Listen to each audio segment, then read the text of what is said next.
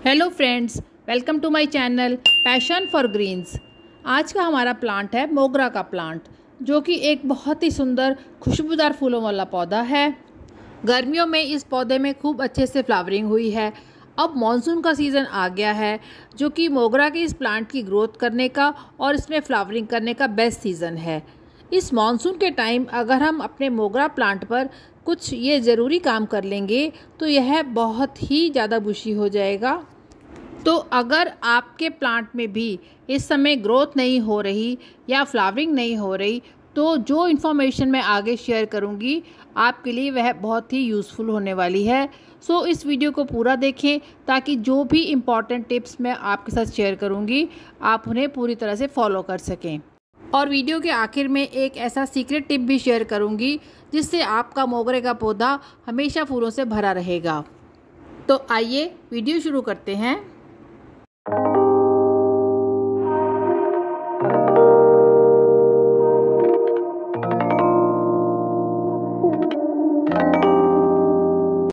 Friends, अगर आप भी अपने मोगरा प्लांट को हेल्दी और बुशी बनाना चाहते हो और उसमें हैवी फ्लावरिंग चाहते हो, तो सबसे पहले तो यह देखना होगा कि यह प्लांट ग्रोथ क्यों नहीं कर रहा।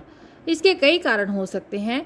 सबसे पहला कारण तो है सॉइल मिक्स। अगर आपके प्लांट की मिट्टी अच्छी नहीं है, यानी उसमें जो भी ज़रूरी पोषक तत्व होने चाहिए वह नहीं है, तो फिर आपका प्लांट कैसे ग्रोथ करेगा।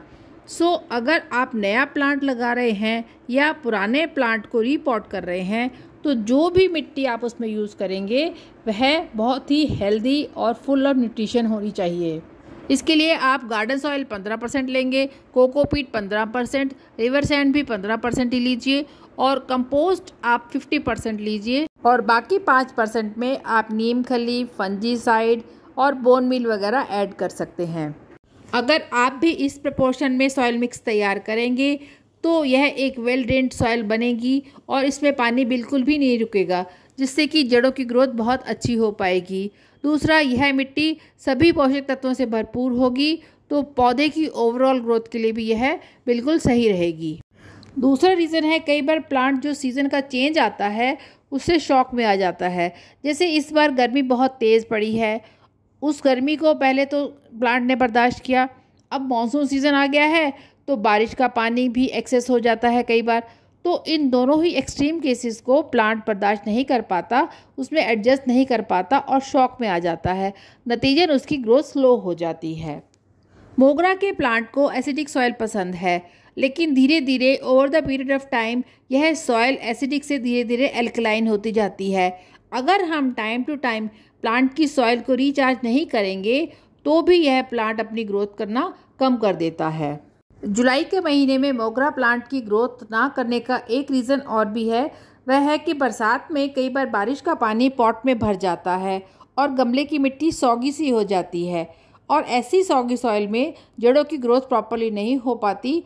तो आपको ध्यान रखना है कि मिट्टी वेल ड्रेन होने के साथ साथ गमले का ड्रेनेज भी प्रॉपर हो, ताकि उसमें बिल्कुल भी पानी किसी तरह से भी ना रुके और जैसे ही एक्स्ट्रा पानी पॉट में जमा हो वह तुरंत उस ड्रेनेज होल से बाहर निकल जाए। इस समय प्लांट की ग्रोथ ना होने का एक मेन रीज़न होता है प्लांट में न्यूट्रिशन की कमी।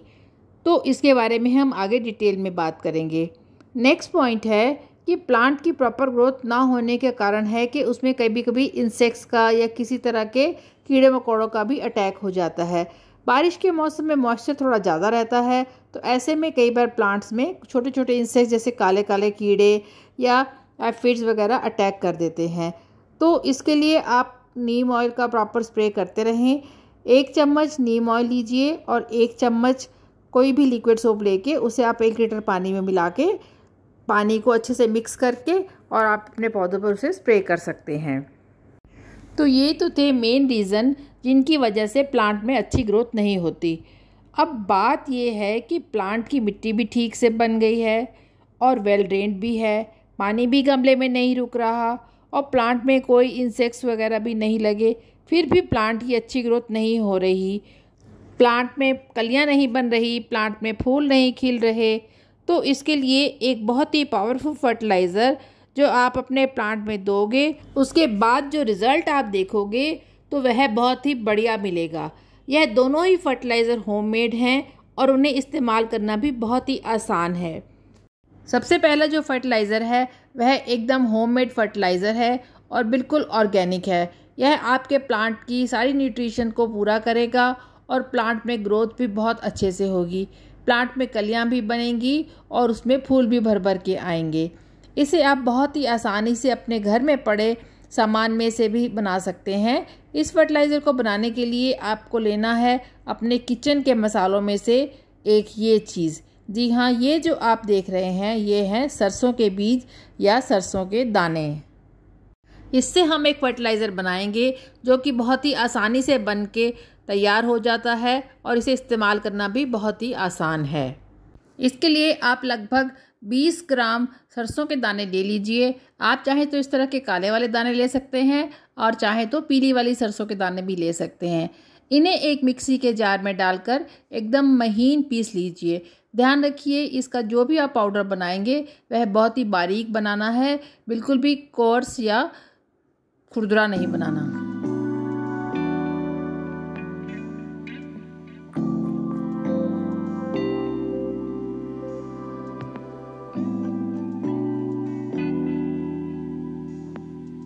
इस तरह से सरसों का एकदम बारीक पाउडर तैयार हो गया है। इसके साथ ही हम एक और चीज़ लेंगे और वो है ये चाय पत्ती। चाय पत्ती अगर आप फ्रेश ले रहे हैं तो सिर्फ 1/4 या आधा चम्मच ही लीजिए, और अगर आप इसको यूज़ चाय पत्ती ले रहे हैं तो उस चाय पत्ती को अच्छी तरह से साफ़ पानी से धो लीजिए ताकि उसमें चीनी या कोई भी और तरह की इम्प्योरिटी ना रहे, और उसके बाद ही उसे यूज़ कीजिए। उसके आप 3 से 4 चम्मच भी ले सकते हैं। अब ये दोनों चीज़ें हमारे पास तैयार हैं। इनका लिक्विड फर्टिलाइज़र बनाने के लिए हम इस तरह से कोई भी एक जार ले लेंगे और इसमें 1 लीटर पानी नाप के डाल देंगे। अब इस पानी में आप 1 चम्मच सरसों का पाउडर डालेंगे और 1/4 टीस्पून चाय पत्ती डाल देंगे।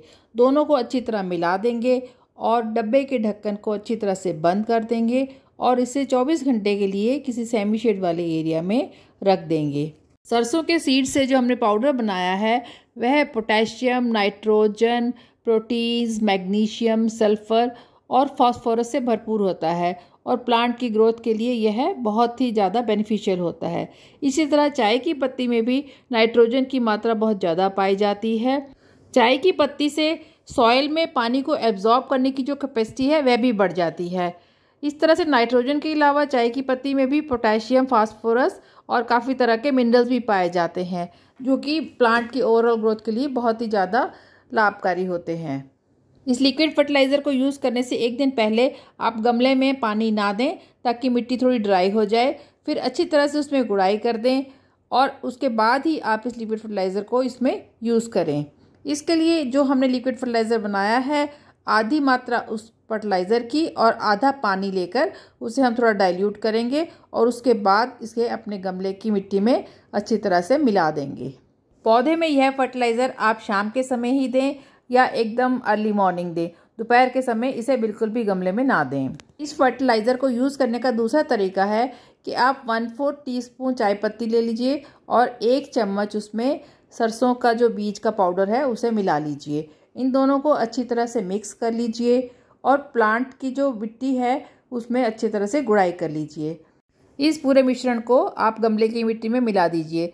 10 इंच के पॉट में आप 5 से 10 ग्राम तक यह खाद मिला सकते हैं।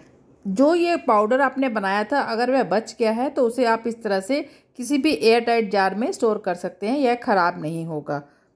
फर्टिलाइज़र को मिट्टी में मिलाने के बाद उसमें अच्छी तरह से पानी दे दें ताकि वह फर्टिलाइज़र पूरी मिट्टी में अच्छे से एब्जॉर्ब हो जाए।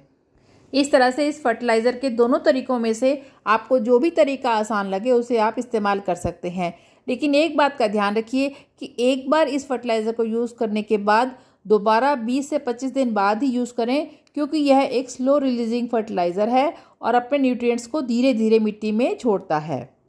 इस तरह से आप पाएंगे कि 15 से 20 दिन बाद ही आपके पौधे में इस फर्टिलाइज़र का असर देखने को मिलेगा। प्लांट में नई नई कलियां भी आएंगी, नई नई ब्रांचेस भी आएंगी और फूल भी भरकर आएंगे। अब एक सीक्रेट टिप, जब भी आपके प्लांट में कलियां बन जाएं तो आप प्लांट को पानी देना थोड़ा कम कर दें। इससे कलियां जल्दी फ्लावर में कन्वर्ट होंगी और देर तक प्लांट पे टिकी रहेंगी। स्पेंट फ्लावर्स को इस तरह से हटाते रहिए और साथ ही प्लांट की लाइट प्रूनिंग भी उस समय करते रहिए। तो फ्रेंड्स, जुलाई के महीने में आप तुरंत अपने मोगरा के प्लांट पे ये काम कीजिए और इस खाद को इस्तेमाल कीजिए और फिर 15 से 20 दिन बाद आप रिजल्ट देखेंगे तो बिल्कुल चौंक जाएंगे। आई होप आपको ये वीडियो अच्छा लगा होगा, और अगर अच्छा लगा हो तो इसे लाइक कीजिए, कमेंट कीजिए, शेयर कीजिए और मेरे चैनल को सब्सक्राइब कीजिए। Thanks for watching.